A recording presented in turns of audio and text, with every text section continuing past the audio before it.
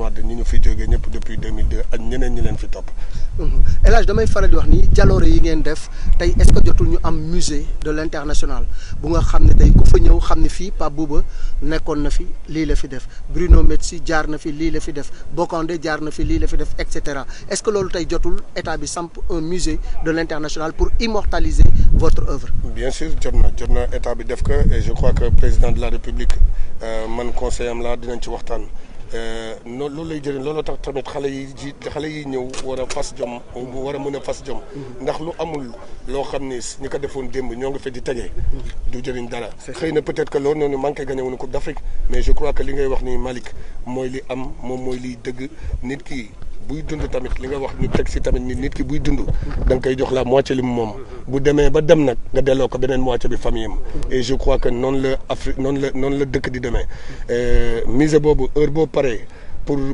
waxtaane ko man je suis prêt à t'accompagner et je crois que ni ay ñu mel na ñoom Jules François Bocandé dañ leen war jàngale si école yi ay ñu mel na ñoom Bruno wan na leen ni leen tey jii am na ay ndaanaan yu nga xam ne jóge woon nañu seen dëkk ñëw fii pour gën bëgg dëkk bi yeneen sénégalais yi jàppale leen et pour finir rek du ma wax lu dul jeexale ni Pape Bouba moom tey jii du ma jooy demam ndax man dama kontaan ci li mu def ndax lii moom moo am solo te lii lan li ko doon ñaanal li ma koy ñaanal rek moo di yàlla na suuf bi ñu koy dugal suba mu sedd si kawam ñaan gi di ko fekk ci bàmmeelam et sénégalais yi aussi bañ ko fàtte et di remercier aussi tous les sénégalais parce que depuis lii xew ba léegi gis nañu sénégalais yëpp bokk nañu ndey bokk bàyyi nañu continuer nii bokk ndey bokk bàyyi liggéeyal suñu dëkk continuer nii jàppandoo àndal Aliou Cissé avec toute l'équipe nationale xol yi bokk benn ñu dem Cameroun gagné ko rien que pour ñoom. Deux mots en français rek El Hadj ce que vous ressentez en ce jour de l'accueil de la du Mali. Il a joué aussi un rôle de leadership. Pape, c'est un leader naturel sur le terrain. Il n'avait pas besoin de brassard, il n'avait pas besoin de beaucoup gesticuler. Sur le terrain, il montrait qu'il était un vrai lion et il montrait la voie aux autres au milieu de terrain. Il était rayonnant, il était puissant, il était très technique. Mais à côté de cela, il était décisif.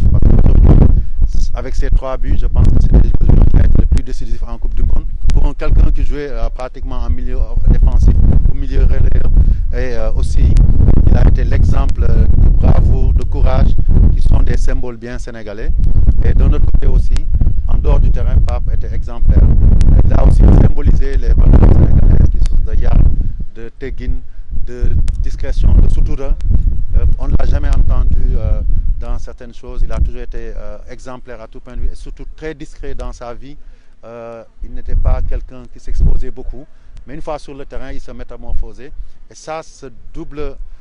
personnalité positive était la marque de Pape. Et je pense qu'il symbolisait bien les valeurs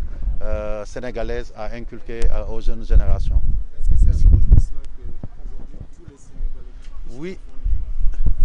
rendre hommage à Bouba Diop? Oui, malgré le fait que Pape, depuis quelques années, on ne l'entendait plus, il n'était pas très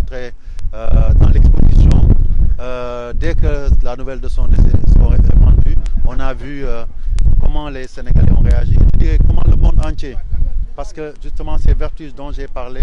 de d'homme, de courage, de fit et d'engagement pour son pays, mais aussi de discipline, de respect de l'autre, de discrétion, sont des valeurs qui sont portées par le peuple sénégalais et qui sont appréciées par le peuple sénégalais. De sorte que aujourd'hui son décès a eu un retentissement largement à la mesure de la discrétion avec laquelle il avait voulu vivre jusqu'à son décès, de sorte que même sa maladie, personne ne l'avait su. Et ça aussi, c'est la marque des grands hommes. La discrétion, l'humilité n'ont fait que l'élever dans le cœur de tous les Sénégalais, de tous les acteurs du football au niveau mondial. est-ce que mën nga wax si olof. xanaa wax naa ko pare kii dama wax olof. en leeral si kii waaw léegi lan laay wax léegi ma waaw j'espère que keneen tam du tal waaw tey bu ñuy wax si Pape Bouba man en tant que président fédération mënuma wax ak ci moom ci li jëm diggante dirigeant ak joueur parce que bi may ñëw xëj na yàlla def na arrêté woon na carrière internationale mais Pape sénégalais ko naw ñëpp ko bëgg parce que li mu wonee kanam bi mu wonee ci joueur ak ci nit moo marqué nit yi moo tax ne bi mu génnee àddina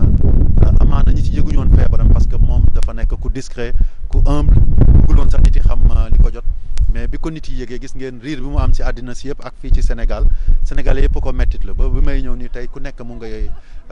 yëkkati ay jaalam loolu parce que moom moo ko dund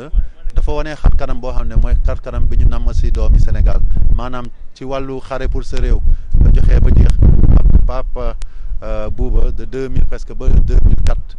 il était de tous les combats pour le football sénégalais ci biir terrain bi tamit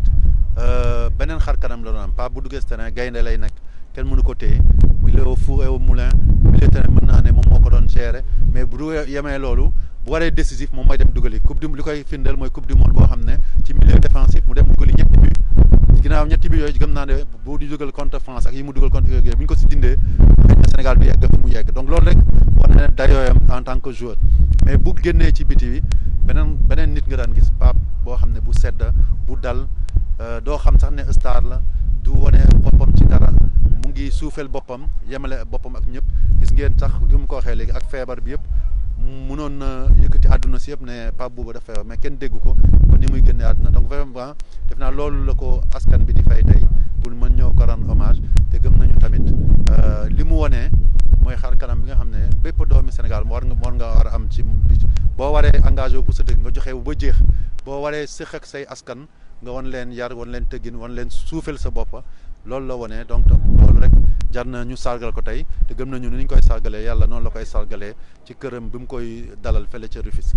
jërëjëf.